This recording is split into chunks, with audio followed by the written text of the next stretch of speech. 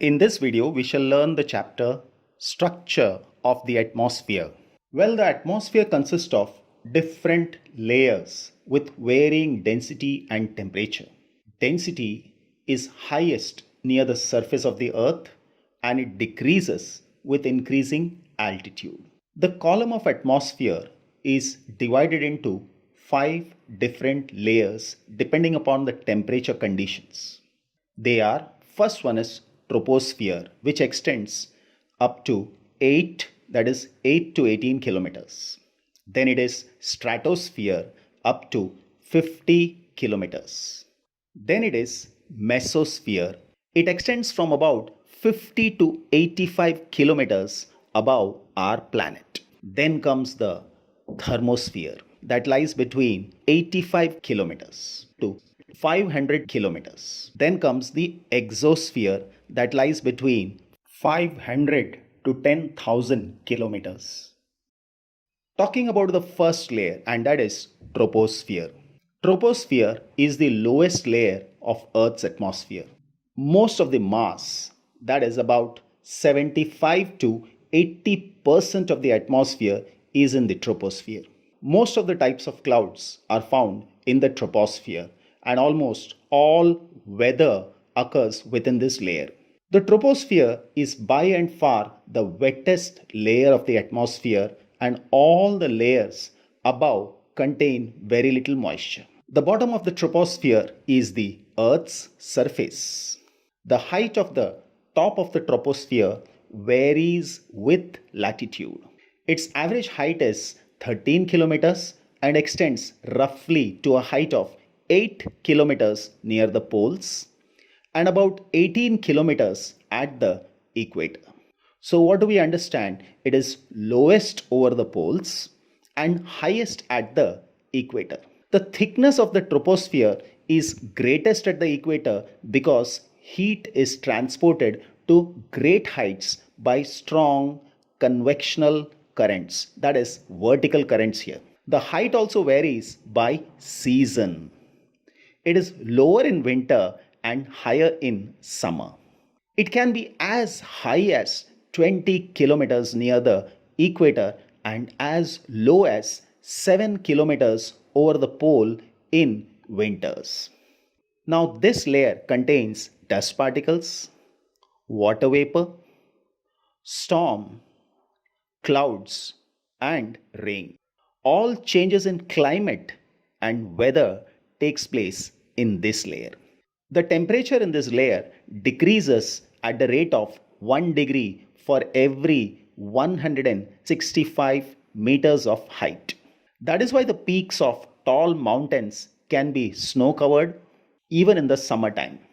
This is the most important layer of all biological activities. In this layer, the temperature decreases with height. The reason is the density of air decreases. It means the density of air is high near the ground, and as we go to higher altitudes, the density of air decreases. So there are less air particles and the heat absorbing capacity of the air decreases. And that is why when you go to higher altitudes, it is cool and pleasant. The zone separating the troposphere from stratosphere is known as tropopause. The air temperature at the tropopause is about minus 80 degrees Celsius over the equator and about minus 45 degrees Celsius over the poles. The temperature here is nearly constant and hence it is called tropopause. Then comes the stratosphere. The stratosphere is found above the tropopause and extends up to a height of 50 kilometers. The bottom of the stratosphere is around 10 kilometers above the ground at mid-latitude. The top of the stratosphere occurs at an altitude of 50 kilometers. The height of the bottom of the stratosphere varies with latitude and with the seasons. The lower boundary of the stratosphere can be as high as 20 kilometers near the equator and as low as 7 kilometers at the poles in winter. The lower boundary of the stratosphere is called the tropopause. The upper boundary is called stratopause. One important feature of the stratosphere is that it contains the ozone layer. It lies between altitude 20 to 50 kilometers. It heats this layer as it absorbs energy from incoming ultraviolet radiation from the sun.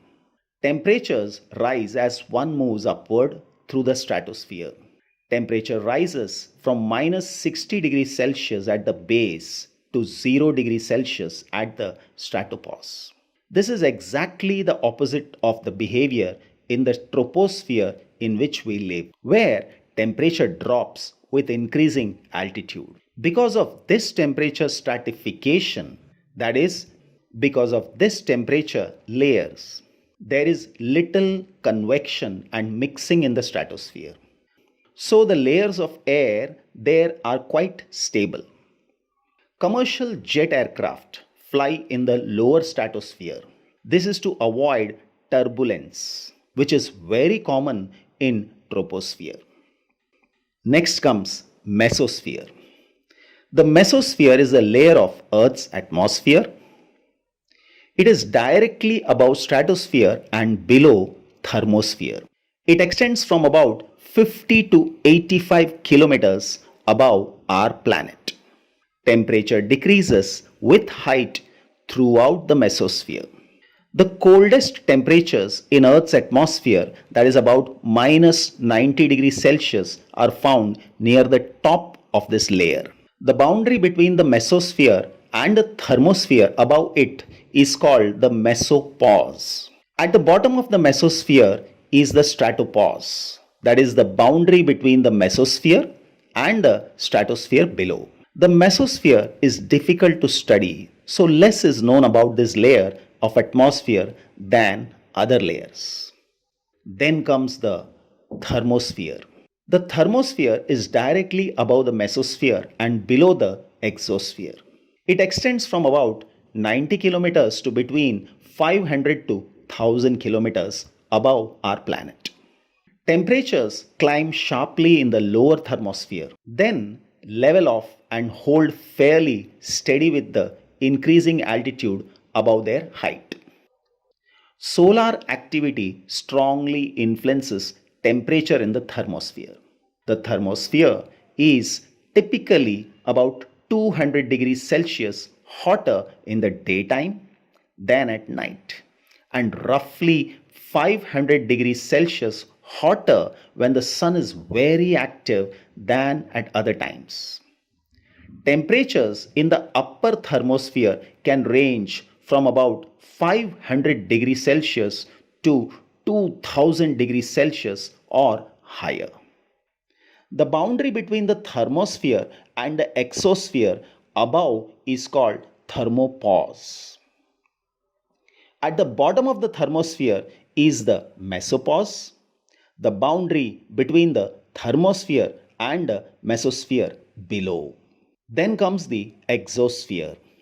The exosphere is the uppermost layer where the atmosphere thins out and merges with interplanetary space.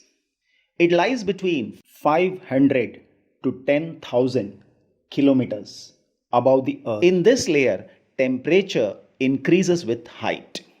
The most common molecules within Earth's exosphere are those of the lightest atmospheric gases.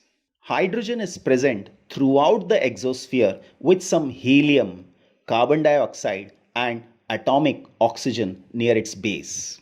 Because it can be hard to define the boundary between the exosphere and outer space, the exosphere may be considered a part of interplanetary or outer space. It is located directly above the thermosphere. Very little is known about it due to lack of research. The ionosphere is the ionized part of the Earth's atmosphere. The ionosphere is located between 60 and 1000 kilometers above the mesopause. The ionosphere is not a distinct layer like others mentioned above. Instead, the ionosphere is a series of regions in parts of the mesosphere and thermosphere, where high energy radiations from the sun has knocked electrons loose from their parent atoms and molecules. The electrically charged atoms and molecules that are formed in this way are called ions, giving the ionosphere its name and endowing this region with some special properties. It contains electrically charged particles known as ions, and hence it is known as ionosphere. Radio waves transmitted from the earth are reflected back to the earth by this layer. It contains electrically charged ions which create a display of lights 400 kilometers. It is known as aurora borealis in the northern hemisphere and aurora australis in the southern hemisphere. Ions reflect radio waves back to the Earth's surface, and this enables us to have wireless communication. The Earth is constantly bombarded with debris, radiation, and other magnetic waves from space that could threaten the future of life as we know it. Most of the time, the planet's own magnetic field does an excellent job of deflecting these potentially harmful rays and particles, including the one that is coming from the sun, which is known as solar wind. The particles discharged from the sun travel 93 million miles towards the earth before they are drawn irresistibly towards the magnetic north and south poles. As the particles pass through the Earth's magnetic shield, they mingle with atoms and molecules of oxygen, nitrogen, and other elements and result in a dazzling display of lights in the sky.